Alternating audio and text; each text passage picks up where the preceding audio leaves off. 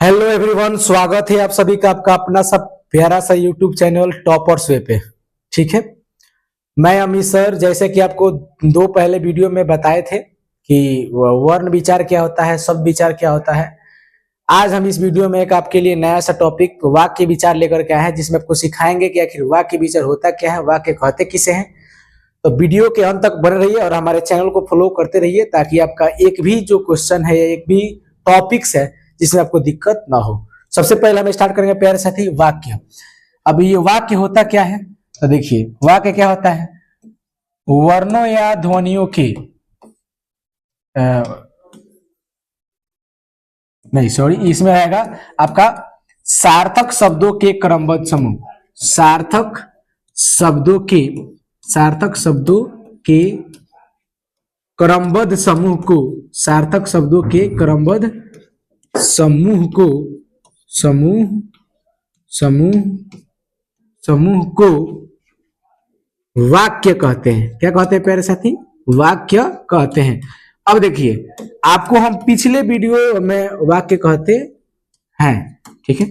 पिछले वीडियो में हम आपको बता चुके हैं कि सार्थक शब्द किसे कहते हैं, जिसका निश्चित अर्थ निकलता है उसे सार्थक शब्द कहते हैं, जिसका निश्चित अर्थ नहीं निकलता है उसे निरर्थक शब्द कहते हैं। आपको हम पिछले वीडियो में बता चुके हैं। सार्थक शब्द, निरर्थक शब्द, रूढ़ शब्द, योगी शब्द, तत्, समतत्, बहुउद्देश्य शब्द, विदेश शब्द, वर्ण संकर, विकार, ये सारा चीज पढ़ा चुके हैं।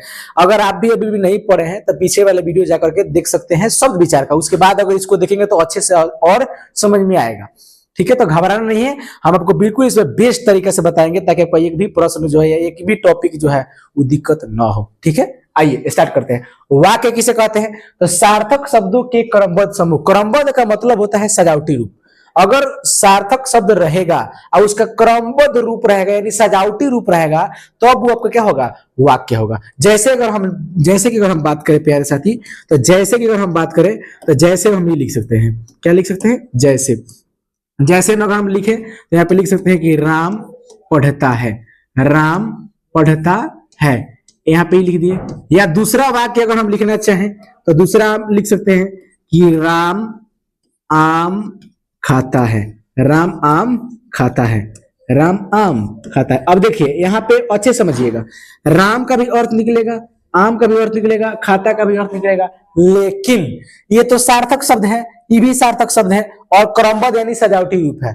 सजावटी रूप है तो ये आपका वाक्य होगा। साधारण सा बात है। अगर सजावटी रूप नहीं रहेगा तो वाक्य नहीं होगा। कैसे? तो देखिए, हम एग्जाम्पल के तौर पे लिख लें कि है पढ़ता राम। है पढ़ता राम। अब हमको आप बताइए कि सजावटी रूप है? नहीं है। या कहते हैं कि है खाता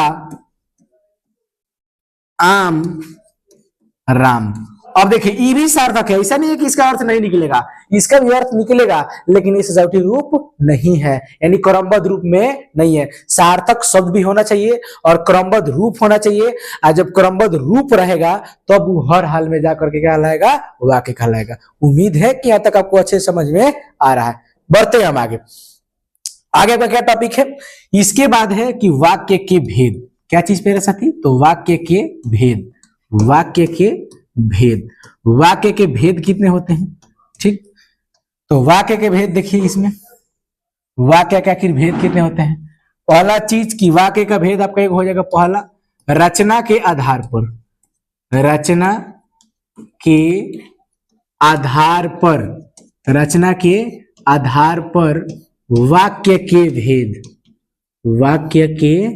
भेद। ठीक, किसके आधार पर? रचना के आधार पर। इसके आधार पर कितना होता है? तो 3 होता है। कौन कौन होता है? तो देखिए, पहला आपका हो जाएगा सरल वाक्य। कौन वाक्य प्यारे साथी? तो सरल वाक्य। कौन वाक्य? सरल वाक्य। दूसरा आपका हो जाएगा मिश्र वाक्य। दूसरा क्या हो जाएगा? मिश्र वाक्य। ठीक, तीसरे की अगर हम बात करें, किसकी प्यारे साथी? तीसरे की, तो आपका हो जाएगा संयुक्त वाक्य। कौन वाक्य? संयुक्त वाक्य। ठीक, अब देखिए, पहला था आपका सरल वाक्य, दूसरा था मिश्र वाक्य, तीसरा है संयुक्त वाक्य। इसके बाद आपका आता है 2 नंबर। तो 2 नंबर क्या आता है प्यारे साथी? तो वो आता है अर्थ के आधार पर वाक्य के भेद। अर्थ के आधार पर अर्थ के आधार पर वाक्य के भेद, वाक्य के भेद, वाक्य के भेद। अब अर्थ के आधार पर वाक्य के 8 भेद होते हैं। कितने भेद होते हैं? 8 भेद होते हैं। कौन कौन होते हैं इसको हम बारी बारी से जानेंगे, ठीक है। तो वीडियो के अंत तक बने रहिए ताकि आपका एक भी प्रश्न जो है वाक्य विचार से न छूटे। तीसरे की बात अगर हम करें तो क्रिया के आधार पर वाक्य के भेद। किसके आधार पर?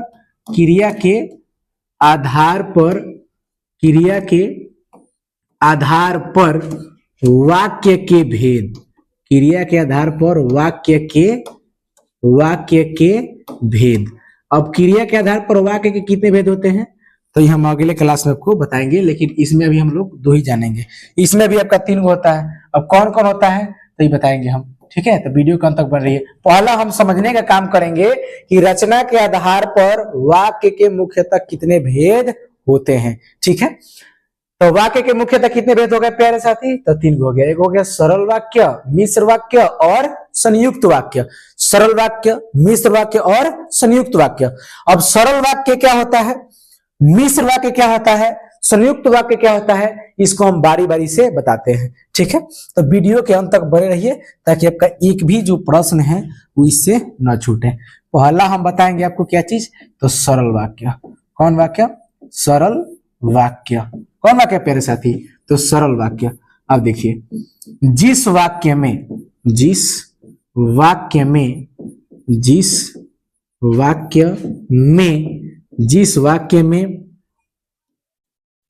एक कर्ता एवं एक क्रिया हो, एक कर्ता एवं एक क्रिया हो, उसे सरल वाक्य कहते हैं। उसे सरल वाक्य कहते हैं। उसे क्या कहते हैं प्यारे साथी? सरल वाक्य कहते हैं, ठीक है।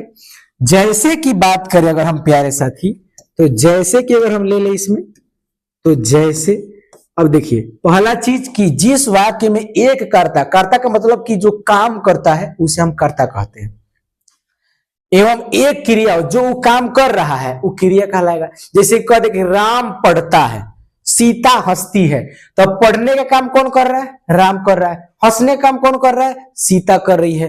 तो जो काम कर रहा है वो आपका हो जाएगा कर्ता, और उसके द्वारा जो काम किया जाएगा वो हो जाएगा आपका क्रिया। इंग्लिश उसको वर्ब के नाम से भी जानते हैं। जैसे अगर हम कह दें कि राम पढ़ता है, कौन पढ़ता है जी? तो राम पढ़ता है, राम पढ़ता है। दूसरा लिखें तो हम ये भी लिख सकते हैं, सोहन दौड़ता है। सोहन क्या करता है प्यारे साथी? तो सोहन दौड़ता है, ठीक है।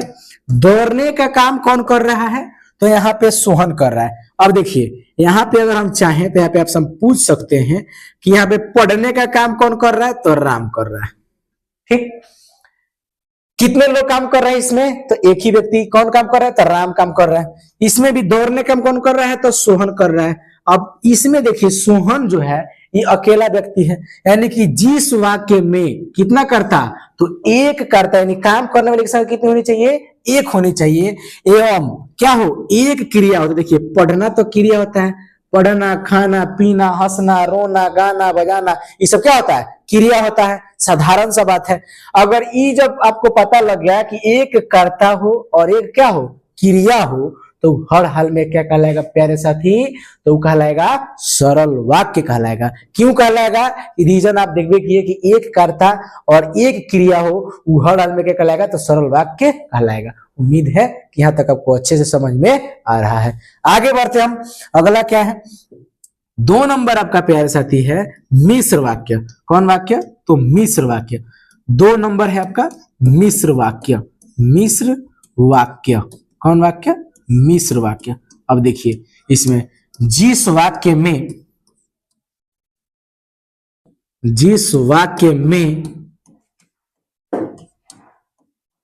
2 कर्ता एवं क्रिया हो, 2 कर्ता एवं क्रिया हो, या दूसरा परिभाषा, जिस वाक्य में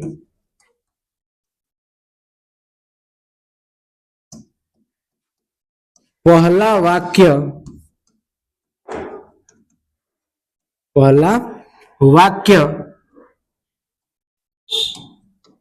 दूसरे पर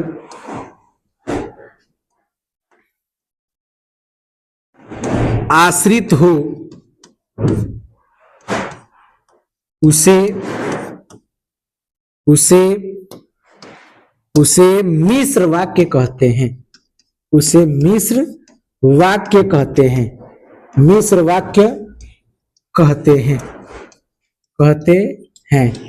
अगर जैसे की बात करें हम प्यारे साथी, जैसे की बात करें, यहाँ पे लिख सकते हैं। जैसे कि अगर हम बात करें किसके बारे में, जैसे की बात करें तो जैसे में मिश्र वाक्य हम लिख सकते हैं, यह वही क्लासरूम है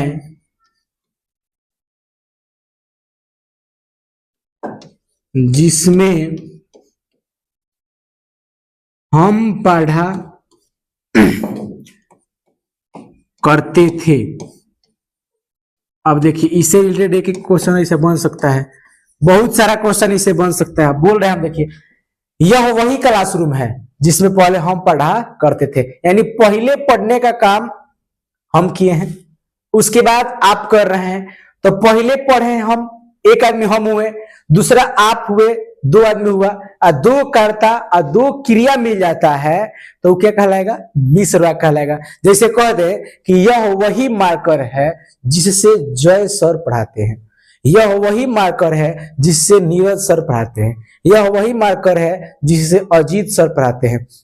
यानी कि एक ही चीज है लेकिन काम बहुत लोग कर रहे हैं, साधारण सा बात है। या कह दे कि यह आप जहां बैठे हैं यह वही टेबल है जिससे मेरी बहन पढ़ा करती थी, या आपका साइकिल है, यह वही साइकिल है जिससे मेरे पिताजी बाजार जाते हैं। पहले पिताजी बाजार जा रहे थे, अब आप बाजार जा रहे हैं, यानी पहले पिताजी ने उस सामान को यूज किया, अब आप यूज कर रहे हैं। यानी कि एक कर्ता पिताजी हुए, एक कर्ता आप हुए, दो कर्ता हुआ। अब पहले पिताजी जो काम किए एक काम हुआ और आप अभी काम करे एक काम हुआ, यानी दो कर्ता और दो क्रिया मिल गया तो हर हाल में क्या कहलाएगा, तो मिश्र वाक्य कहलाएगा। जैसे कि मान लीजिए किसी रूम में आप रह रहे हैं तो रूम का पंखा, मान लीजिए यह वही पंखा है जिससे पहले मेरी बहन हवा खाती थी, यानी कि अभी हवा आप खा रहे हैं, आपकी बहन पहले खाती थी।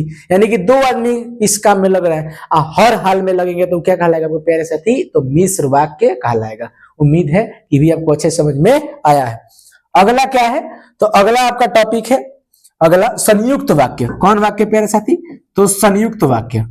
कौन, तो संयुक्त वाक्य। संयुक्त वाक्य। अब संयुक्त वाक्य देखिए कौन कौन है इसमें। संयुक्त वाक्य के बारे में अगर हम बात करें तो हम इसमें लिख सकते हैं कि जिस वाक्य में, इसका परिभाषा इजी है, जिस वाक्य में अव्यय दिखाई दे या दो से अधिक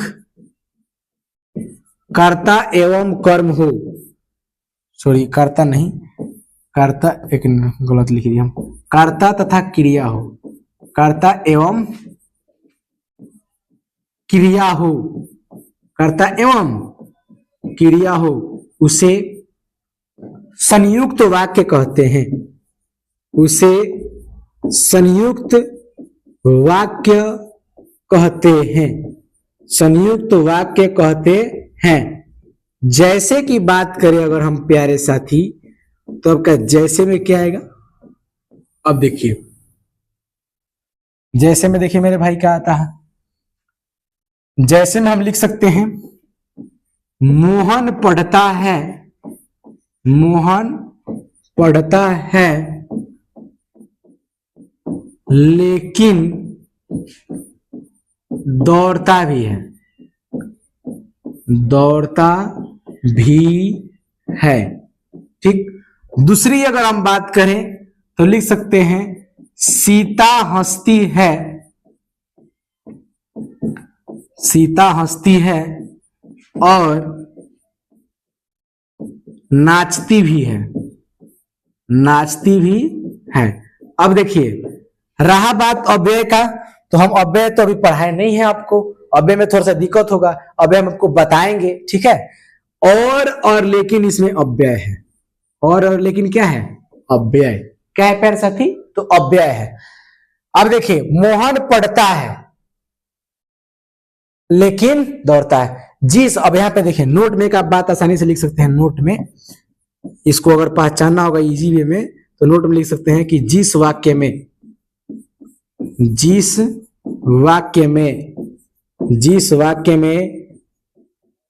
अव्यय दिखाई दे उसे संयुक्त वाक्य कहा जाएगा,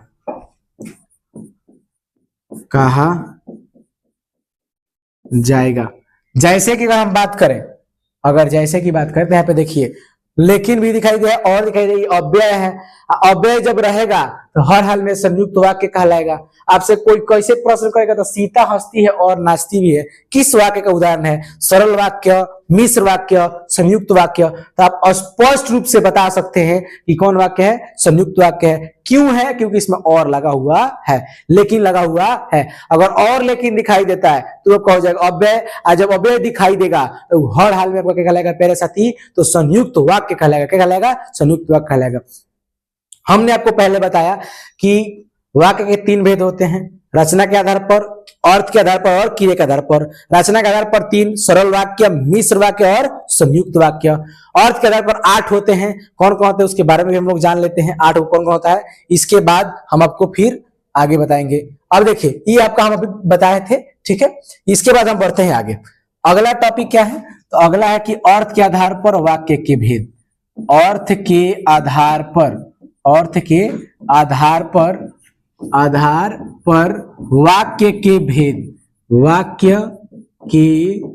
भेद, अर्थ के आधार पर वाक्य के 8 भेद होते हैं। अब कौन कौन होते हैं, तो देखिए, अर्थ के आधार पर वाक्य कितने भेद होते हैं, तो 8 होते हैं। कौन कौन होते हैं, कितने होते हैं प्यारे साथी, 8 होते हैं। और 8 कौन कौन होते हैं, तो देखिए यहाँ पे हम बता रहे हैं। ये आपका 2 नंबर हो गया। 1 नंबर होता है आपका विधिवाचक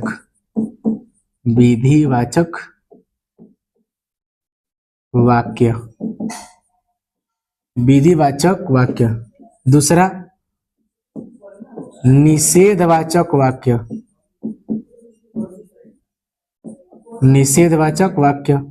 3 नंबर हो जाएगा प्रश्नवाचक वाक्य, आज्ञावाचक वाक्य, इच्छावाचक वाक्य,